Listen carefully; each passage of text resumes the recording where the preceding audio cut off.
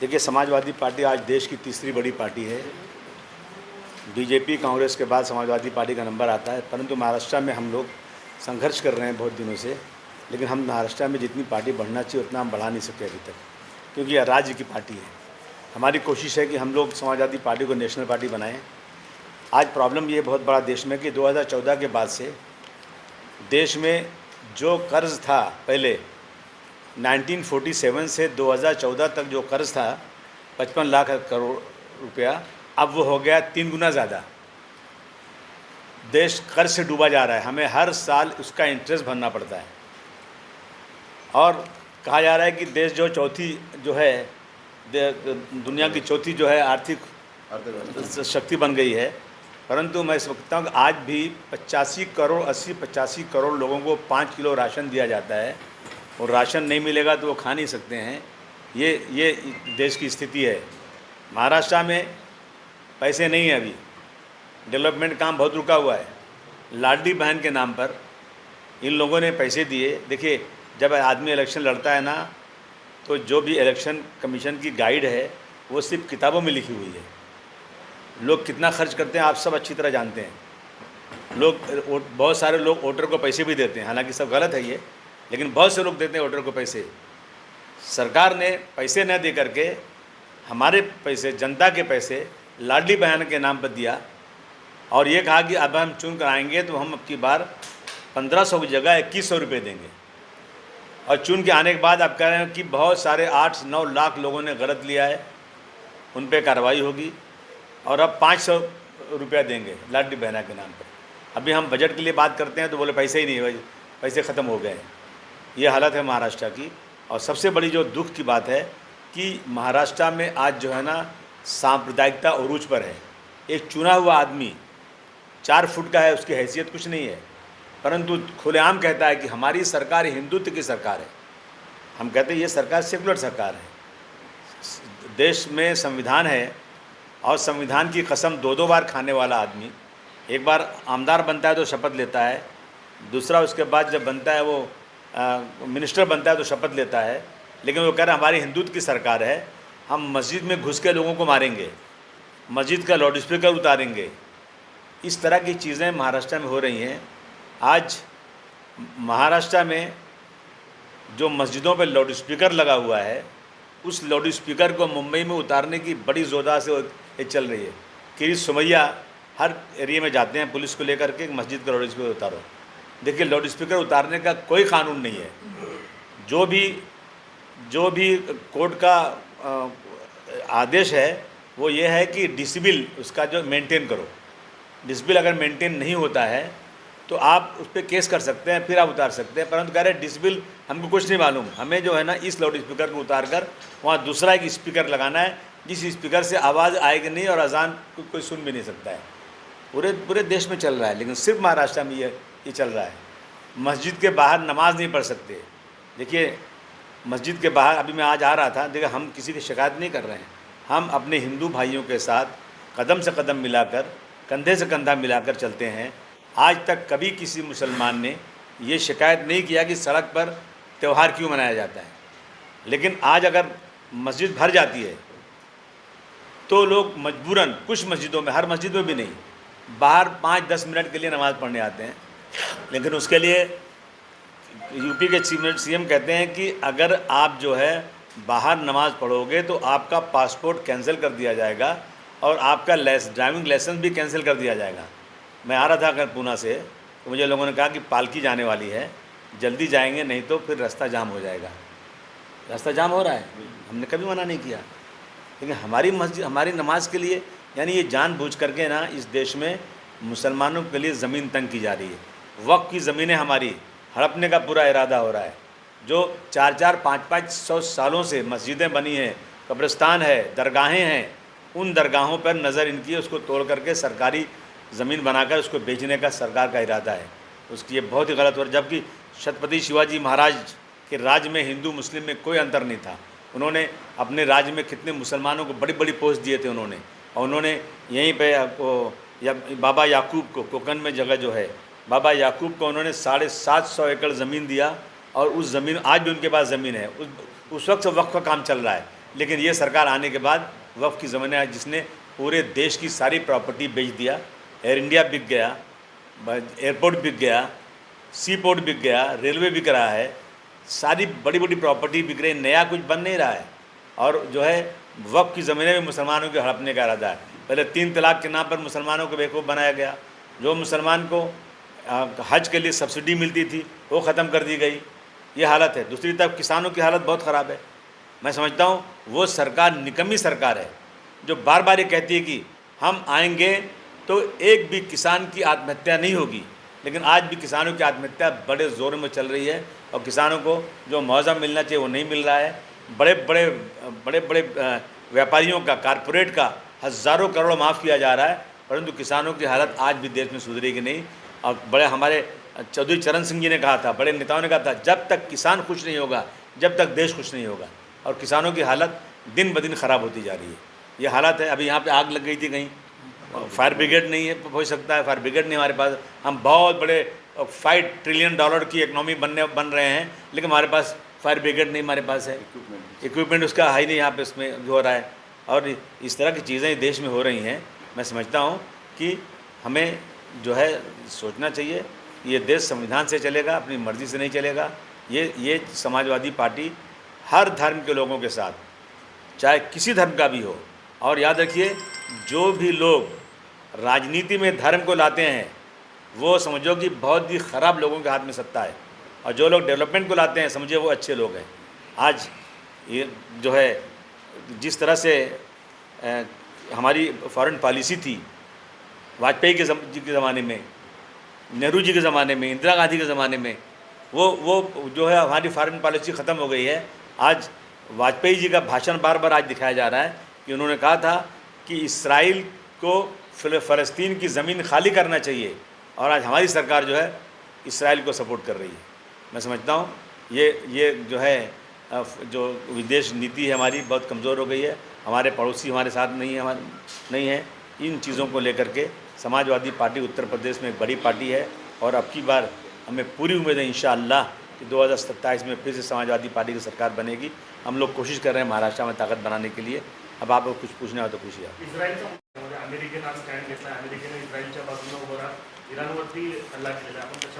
देखिए, ऐसा है कि जो अमेरिका की चौधराहट है देश में ना, वो ख़त्म होना चाहिए। डॉक्टर राम मनोहर लोहिया साहब ने कहा था, बहुत पहले कहा था कि भारतवर्ष, हिंदुस्तान, पाकिस्तान, बांग्लादेश, श्रीलंका, नेपाल का एक महासंघ बनना चाहिए, ताकि जो अमेरिका हमेशा धमकी देता है, अमेरिका कहता है कि मैंने जो है पाकिस्तान और भारतवर्ष की जंग को बंद करा दिया, हमारे इसमें अपमान हमारा है। प्रधानमंत्री जी कहते नहीं, ऐसा नहीं है, वो बार बार कह रहे हैं हमने जंग बंद कराया। और जिस तरह से इसराइल ने फ़लस्तीनियों के ऊपर जिस तरह से हमला किया, बच्चे नए छोटे छोटे बच्चों को जैसा मारा गया, भूख से तड़प रहे हैं, खाने के लिए जा रहे हैं, NGOs खाना ला रही है, वहाँ पे बम मार के कितने लोगों को मार दिया। उस पर अमेरिका नहीं कुछ बोल रहा है, अमेरिका फिर भी इसराइल का साथ दे रहा है। और इसराइल ने पहले हमला किया है ईरान के ऊपर, उसके बाद उसने रिलेटेड किया है। और उसने, मैं बधाई देता हूँ कि 85 साल का वो इंसान जिसके दादा भारतवर्ष में पैदा हुए थे, बाराबंकी में पैदा हुए थे, भारतवर्ष का खून है उन लोगों के अंदर, उन्होंने जिस तरह से इसराइल को जवाब दिया, मैं समझता हूँ कि बहुत ही ज़बरदस्त काम किया उन्होंने। मैं इसको तारीफ़ करना चाहता हूँ। इसराइल को भुगतने का समय आ गया है। इसराइल को भुगतने का समय आना ही चाहिए, क्योंकि कहते हैं अल्लाह भगवान के यहाँ देर है अंधेर नहीं है। जिस तरह 1.25 लाख लोगों को मारा है, जबकि फ़लस्तीन के लोगों ने इनको रहने की जगह दिया था।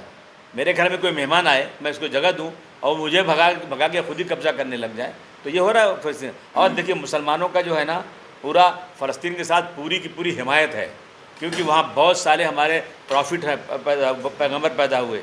हमें कुरान शरीफ में लिखा है कि आप उस मस्जिद को जाओ, फ़लस्तीन में मस्जिद का दौरा करो, मस्जिद के लिए मदद करो, वहाँ दिया जलाओ।